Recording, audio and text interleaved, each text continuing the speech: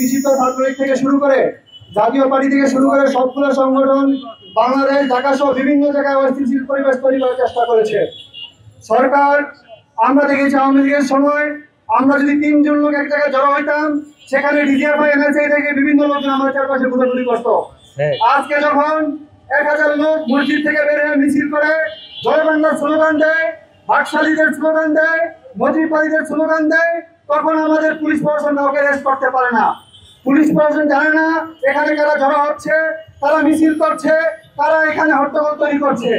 আজকের এই পরিস্থিতিতে গত কয়েকদিন যাবৎ রাজধানীর বিভিন্ন জায়গায় যে পরিমাণ হাত ঢোকানো হয়েছে, লাঠি নিয়ে মিছিল করা হয়েছে, মূলত ডাকসু নির্বাচনকে বানচাল করার জন্য। আগামীকাল ডাকসু ইলেকশন, এই ইলেকশনকে কেন্দ্র করে আমরা জানতে পেরেছি আমাদের যারা লেজুর ভিত্তিক সংগঠনগুলো আছে, ছাত্র সংগঠন, তাদের মাদার সংগঠনগুলো আমাদের ক্যাম্পাসের চারপাশে তাদের লোকজন অবস্থান নিয়ে ধরা হবে।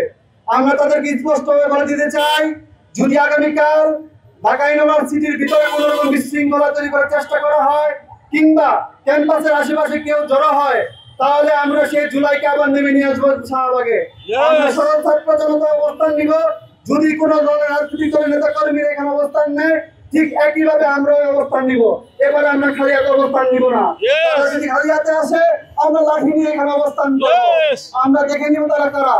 যদি আগামীকাল ডাকসু ইলেকশন নিয়ে কোনো রকম বিশৃঙ্খলা তৈরি করার চেষ্টা করা হয়, ঠিক সেভাবে আমরা জুলাই যেভাবে ফ্যাসিস্টকে মোকাবেলা করেছিলাম, ঠিক একইভাবে আমরা তাদেরকে মোকাবেলা করে চলবো ইনশাল্লাহ।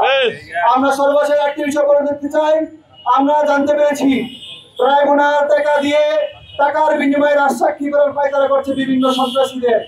আমরা তাদেরকে বলে দিতে চাই, যদি কোনো রাজনৈতিক দলের নেতা কিংবা প্রশাসনের উচ্চ পর্যায়ের কাউকে রাজসাক্ষী করা হয় টাকার বিনিময়ে, তাহলে আমরা এই আন্তর্জাতিক অপরাধ ট্রাইব্যুনালে আমরা ঘেরাও দিব।